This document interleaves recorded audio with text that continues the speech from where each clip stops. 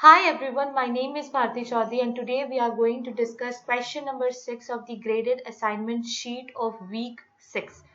In this question number 2, it is saying that table A6.1 provides the information regarding some polynomials, which is the most suitable, not exact representation of hx, where hx is known to be a polynomial in x. And if hx is equal to px into qx minus rx into sx plus sx into px by px plus px q whole square x, then among this which one of the graph will be representing my hx. So let's try this problem. So let's assume these are polynomials. So let us first assume my px. This px will be equal to your, we are assuming some polynomial of that power. So this becomes a naught x plus b naught to the power m. The next one is our qx. So the qx polynomial will be equal to a1x plus b1 to the power n. And the condition that has been provided to us is that m is greater than 2n and this is greater than 0. So as you know that 2n is always greater than n in the case of positive integers or the positive number. So you can also redefine this by this. M is greater than 2n and this is greater than n and this is greater or equal to 0. So you can assume that n is less than m. Now next is your Rx. Let's see what is the power for Rx. It is m minus n. So let's take any polynomial, that is a2x plus b2 to the power m minus n. Next one is Sx,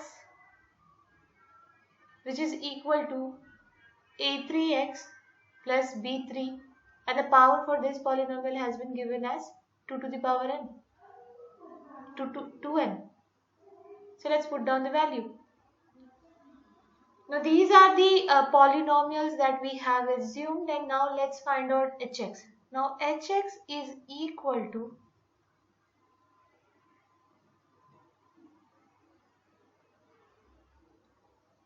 px qx, px into qx minus rx into sx plus sx into px by px plus px into q square x. So let's put down these assumed polynomial one by one. So px we have assumed a naught x plus b naught to the power m. So this will be written somewhere like this. B to the power m. Q is a1x plus b1 to the power n minus rx is a2x plus b2 to the power m minus n into sx is a3x plus b3 2n plus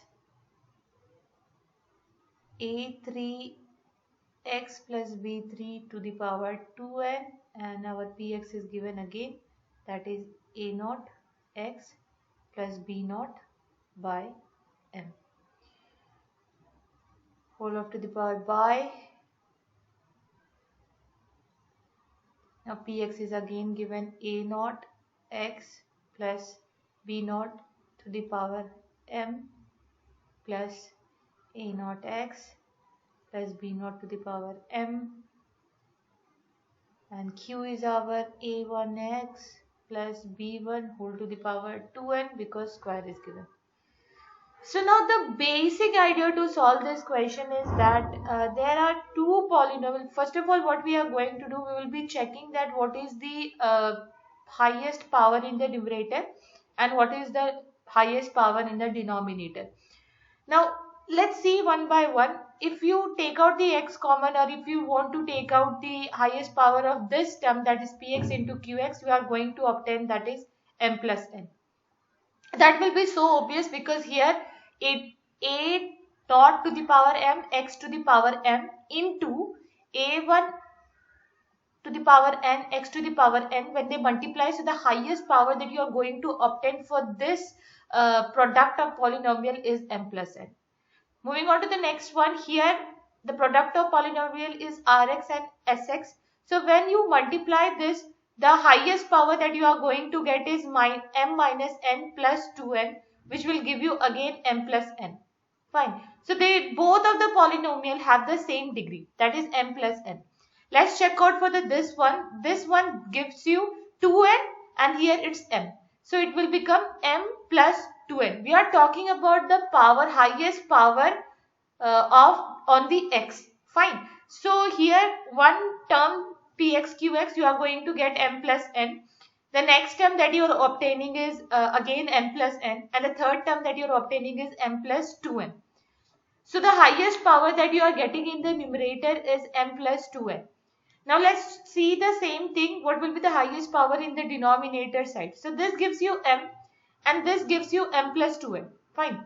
This product gives you m plus 2n. Now let's see. Here m plus n is there. Here m plus n is there. Here m plus 2n is there. So the maximum of this will give the power of the numerator, which will be m plus 2n. So the power of numerator is becoming your m plus 2n. Fine. And the power of the denominator polynomial is m plus 2n.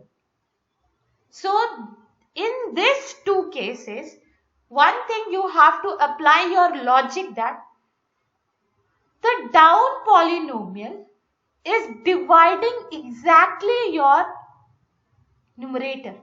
Then only you are obtaining hx. Then only you are obtaining hx. Hx is nothing but your quotient polynomial that you are obtaining by dividing the numerator by denominator. Fine. So you are obtaining some value that is giving you hx. It means that your denominator part is exactly dividing the numerator part. You have to think like this. Make a logic. Now when they both have the same degree, when they have the polynomial is having the same degree and the denominator is dividing your numerator, it means that in this sense the answer that you are going to get, or the value that you are going to obtain, will be a constant term. Now just apply something. Just think of like this. I have taken a polynomial that is x square plus 4, and I have this other polynomial that is 2x square plus 8. When you divide this, you are going to get a constant term k outside, or 2 you are going to get outside. This becomes your x square plus 4, and then it becomes x square plus 4, then it gets divided. So you get a constant term that is k. Fine. In the same case, it will be happening, because in the question, please see that it is saying that hx is known to be a polynomial in x. It is known to be a polynomial, so it must have an whole number as in its degree. Fine. It must have a whole number in its degree. And it is not asking you have to find out the exact graph. So you can assume that this will then only happen, the denominator is going to divide the numerator part exactly when it will be in an integral multiple of the numerator. Integral multiple of what? Means it will be somewhere k times of the denominator part and denominator at the time. So denominator part will cut, and this will give you a constant k. So hx will be equal to constant. So in this, if you plot a graph with respect to x-axis and hx, So this gives you hx is constant for any value of x that you consider. So this will give you this line. So according to the thing that we obtained is option D is absolutely correct. So option D is correct. I hope I have made this question very clear. If you have any doubt, you can write me in the comment section below, or you can also mail to the mail ID which has been given in the description below. You can also follow me on Instagram. And if somebody has a better approach for this question and they are getting a different answer and where I have missed any key point, so they can also write me in the comment section so that I can ponder to that point and I can recorrect my answer. One more request I have with you people, that I have asked so many people that whether you have got the week 5 answer sheet or answer key or not. I just wanted to know that if any one of the approach or any of the question I have explained you wrong, so that after seeing that answer I can correct myself. So if somebody has received the answer key of week 5, so please do mail me. Thank you so much, and we will meet with the next question tomorrow. Thank you so much. Bye bye everyone.